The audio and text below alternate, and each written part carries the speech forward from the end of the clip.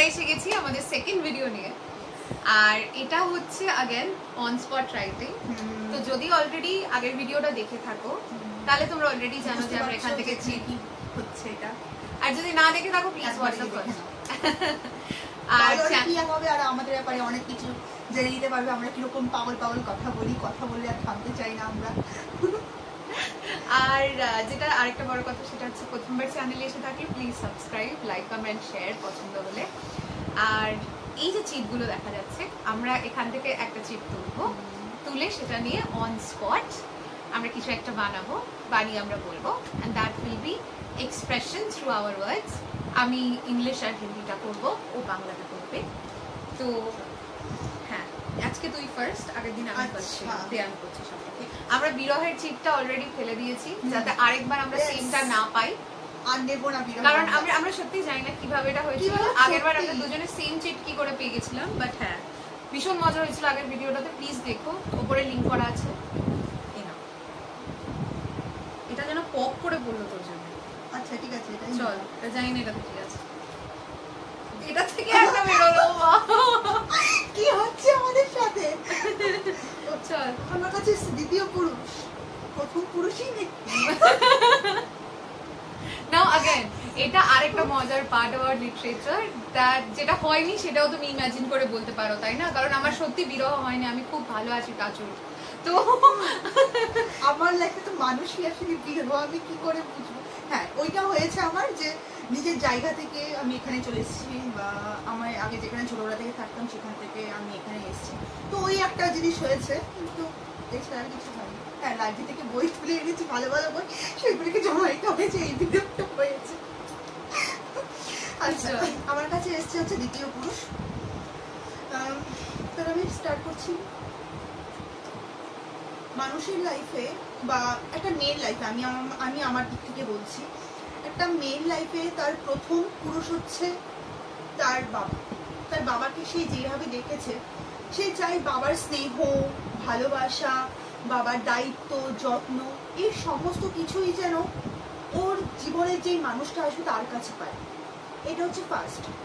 আর second হচ্ছে একটা মেয়ের জীবনে একটা পুরুষ আছে, মানে পুরুষ বলতে আমি এখানে বলতে চাইছি কিন্তু ভালোবাসার পুরুষ আছে, কিন্তু সেই ভালোবাসার মানুষটার কাছ থেকে ওই যে বাবার ভালোবাসা, যত্ন, এই জিনিসগুলো, বা ধরো যে ওর প্রতি যেই টেক কেয়ার রাখার যে জিনিসগুলো, বা আগে যেই জিনিসগুলো নিয়ে ও খুব যত্ন নিত, খুব বুঝতো, সেই বোঝার জায়গার আঙ্গিক থেকে সেই কিছুটা হলেও পিছিয়ে গেছে। সেই পিছিয়ে যাওয়ার হতে পারে কাজের কারণ বা সময় পাচ্ছে না সেটা, কিন্তু আমি মনে করি এই পৃথিবীতে এমন কোনো কাজ এসে দাঁড়ায়নি এখনো অবধি যে তার ভালোবাসা মানুষকে 5 মিনিট সময় দেওয়া যাবে না বা ভালো করে কথা বলা যাবে না, যদি তুমি তাকে সত্যিকারে ভালোবেসে থাকো। তো সমস্ত কিছুর মধ্যে থেকে তোমার ভালোবাসা মানুষের জন্য একটু হলে সময় বার করতে হবে। আর ওই মানুষটা যখন এই জিনিসটা পায় না, তখনই তার জীবনে এন্টার নেয় হচ্ছে দ্বিতীয় পুরুষ, যে তাকে ওই যেই জায়গাগুলো খালি আছে ওর মনের মধ্যে, সেই জায়গাগুলো পূরণ করে দেয় সেই মানুষটা। আর তখনই হয় হচ্ছে যেটাকে বলা হয় ব্রেকআপ, তখনই হয়। বা যদি সেটাকে আমি বিবাহের পর্যায়ে নিয়ে যাই, তখনই হয় হচ্ছে সেটা ডিভোর্স। তো আমি মনে করি যে যদি কাউকে ভালোবাসো, ভালোবাসার দায়িত্ব নাও, তাহলে তুমি সেই মানুষটার কাছে সমস্ত কিছুই দাও যে তোমার ক্ষেত্রে সেটা চায়। সব বেশি তো কিছু চায় না কেউই কারোর কাছ থেকে, না টাকা পয়সা। ভালোবাসা তো টাকা পয়সা তো করেই না, ম্যাটার করেই না। সে চাইছে কি একটু সময়, তোমার সাথে কথা বলার মুহূর্তগুলো, যে আগে প্রথম দেখা, সেই দেখার মানুষটাকে সে এখনো খুঁজে পেতে চাইছে তোমার মধ্যে। বা তার সমস্ত কিছু হারিয়ে যাওয়া, বা সমস্ত কিছু তার পেছনে যে আড়াল থেকে যে অদৃশ্য শক্তিগুলো, যাকে ওকে দিন দিন দিন দিন ওকে মানে ক্ষীণ করে তুলছে, সেই জিনিসগুলোকে ফিরে পাওয়া শুধু ওই মানুষটাকে জড়িয়ে ধরার মুহূর্তগুলোর মধ্যেই চাইছে। আর তুমি যদি সেটা না দিতে পারো, তুমি তো হেরে গেছো। ভালোবাসা মানুষটা হয়ে হেরে গেছে। তবে তো দ্বিতীয় পুরুষটা নেয়, সুযোগ পায় আসার জন্য, হয়তো পায় না।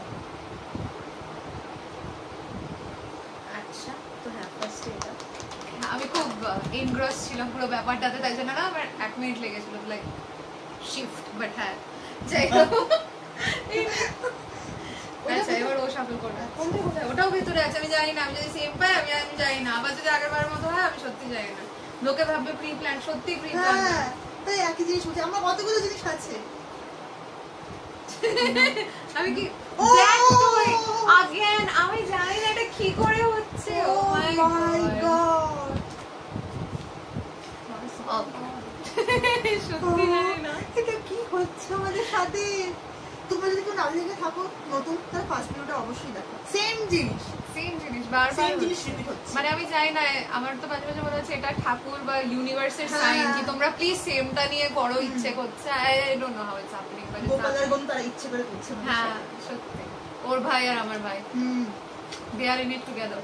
যাই হোক চলো, সো প্রথমে ইংলিশ ভার্সনটা করা যায়।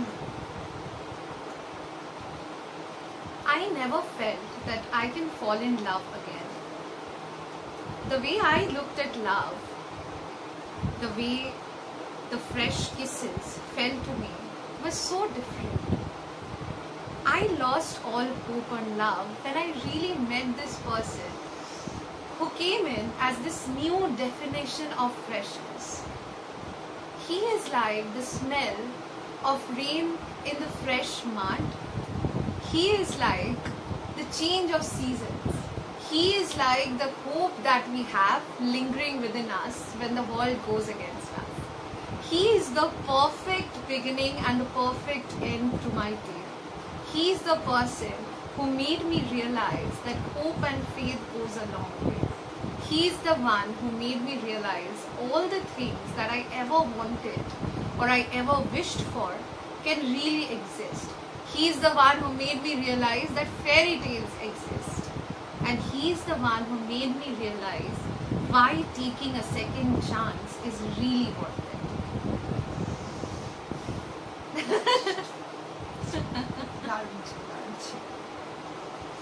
তো অ্যাকচুয়ালি না, এই সেকেন্ড মানুষটা সেকেন্ড বার কোনো কিছু করা, প্রথমবার ফেল করার পর, be it a relationship, be it marriage, be it in life, মানে কোনো একটা সাবজেক্ট ধর you score very less in it and you are like প্রচন্ড disinterested, এই সাবজেক্টটাতে কিচ্ছু হবে না, but then giving it a chance to anything in life is very hard.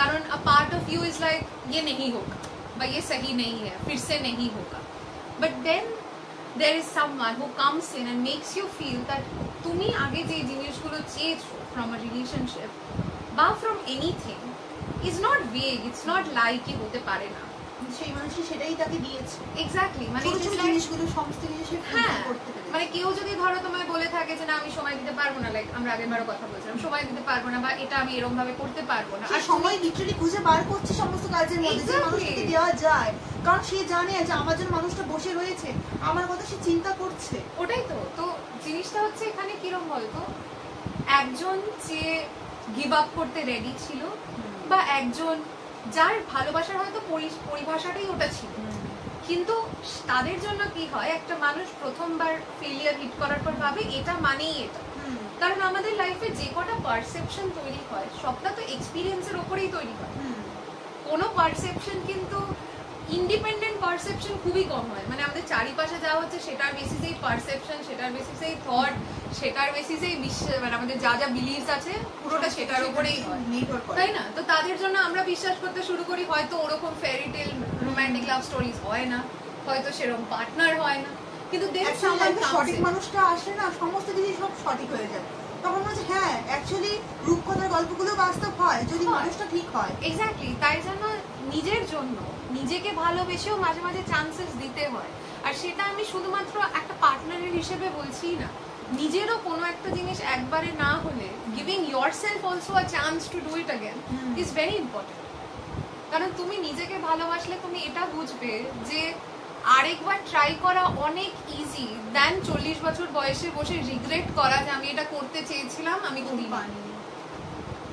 তো আমাকে একজন একটা খুব সুন্দর কথা বলেছিল, I really have to mention this, আমাকে বলা হয়েছিল যে যখন তুমি বিয়ে করছো যদি ভালোটা খারাপের থেকে বেশি হয় তাহলে তুমি অলরেডি জানো এই ডিসিশনটা মেক্স মোর সেন্স, জিনিসটা ওরকম যে যতক্ষণ তুমি এটা দেখছো যে না আমি চান্সটা নিলে আমার রিগ্রেট থাকবে না, অ্যাটলিস্ট মনে হবে যে হ্যাঁ আমার যতটা চেষ্টা করার ক্ষমতা ছিল আমি করেছি, হয়নি it's not in your hands, outcome is not in your hands, কিন্তু ইউ হ্যাভ ট্রাইড ইট, তো ততক্ষণ তোমার ওই ভালোর পাল্লাটা উপরে আছে, তো গিভ ইট আ শট, কারণ নালে যেটা হবে সেটা হচ্ছে শুধু রিগ্রেটটা করে থাকি যে করা হলো না।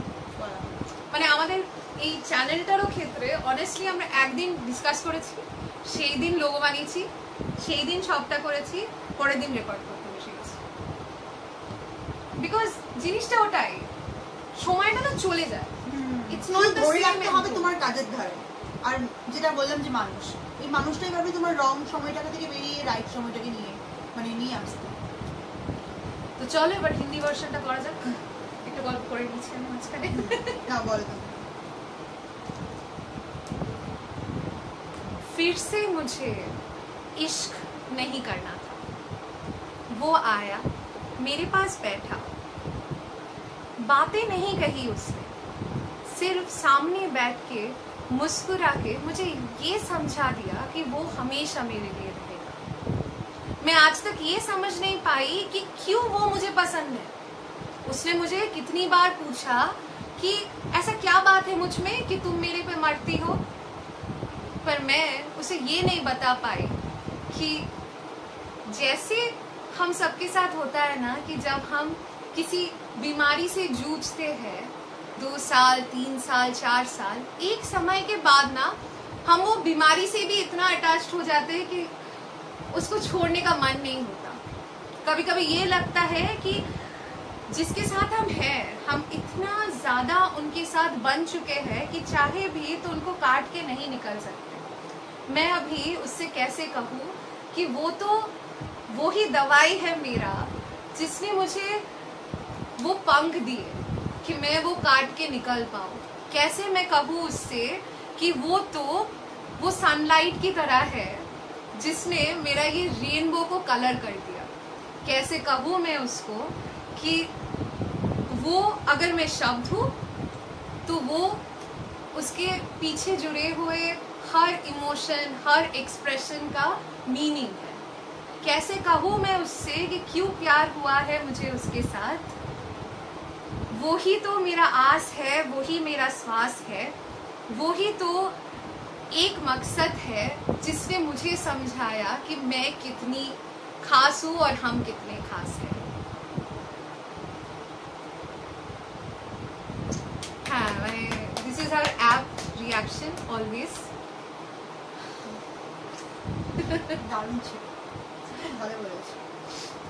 তো এই হচ্ছে আজকের চিট। ম্যাজিক্যালি সেম চিট উঠেছে, কি করে এটা হচ্ছে আমি বুঝতে পারছি না, মানে out of your mind, but কি করে হচ্ছে বাট হ্যাঁ সত্য আমরা সেম চিট কি করে ওঠাচ্ছি জানি না। সবাই শুধু বিশ্বাস না করে তুমি দেখো, আমি খুলে দেখাচ্ছি, আমি দেখাচ্ছি। এই যে প্রথম দেখা কেন উঠলো না, আমরা কেন এত সুন্দর করে ভাবলাম, মানে বলার নেই। না মানে হয়তো একটারই ইংলিশ হিন্দি বাংলা আসার দরকার ছিল, সো ইটস ডান। কিন্তু নেক্সট বার থেকে যদি তোমরা চাও যে তোমাদেরও কোনো অনুভূতি যেটা তোমরা কাউকে বলতে চাও, বলতে পারোনি, তোমরা সেটা কমেন্টে লিখতে পারো। যদি মনে হয় যে না একটুখানি চুপি চুপি বলতে চাও, আগে আগে বলে দিতে চাও না কমেন্টে, তো তাহলে ইনস্টাগ্রাম হ্যান্ডেলটা নিচে আছে, ওখানে গিয়ে একটা ডিএম করে বলে দিও। আর যদি নিজেদের নাম মেনশন করতে চাও ভেরি গুড, যদি নাও মেনশন করতে চাও নাও মেনশন করে হয়ে যাবে, কোনো অসুবিধা নেই। কিন্তু তোমাদের হয়ে আমরা মেসেজটাকে ঠিক সুন্দর করে পাঠিয়ে দেবো। So thank you so much for watching, bye. Like comment share and subscribe করতে ভুলো না, আমরাও এটা ভিডিওর এন্ডে ভুলবো না, এটা it's very important. Have an amazing day, আর আমাদের দেখা হবে নেক্সট ভিডিও। Bye bye.